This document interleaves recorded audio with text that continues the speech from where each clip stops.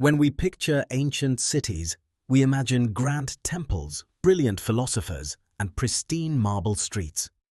But we usually ignore one massive, stinky reality. Where there are humans, there is poop. When you pack tens of thousands of people into a city long before modern electricity or water treatment plants existed, where did it all go? It wasn't just a small problem, it was a daily mounting crisis.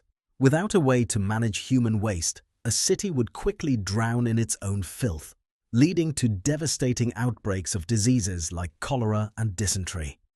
To survive, early humans had to get incredibly creative with their plumbing.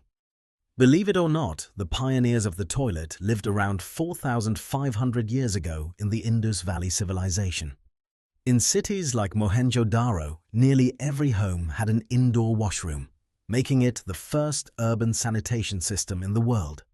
They built small, brick-lined chambers with vertical chutes.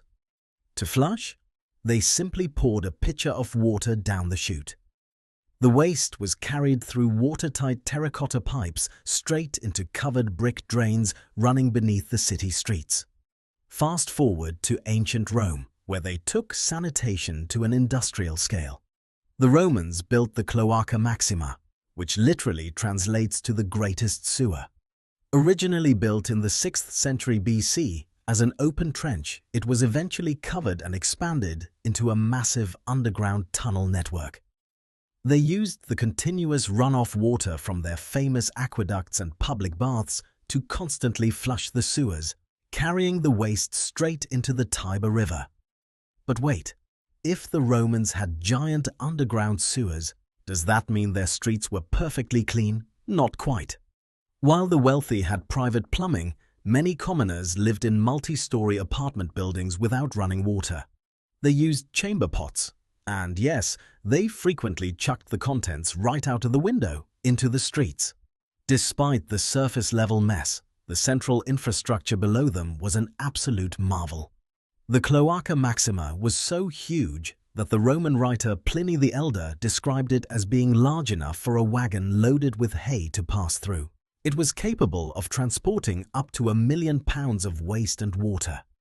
The ancient Romans even had a goddess of the sewer, Venus Cloacina, to oversee the whole messy operation. So, how did ancient cities deal with all the poop? Through brilliant, gravity-fed engineering that rivals modern plumbing.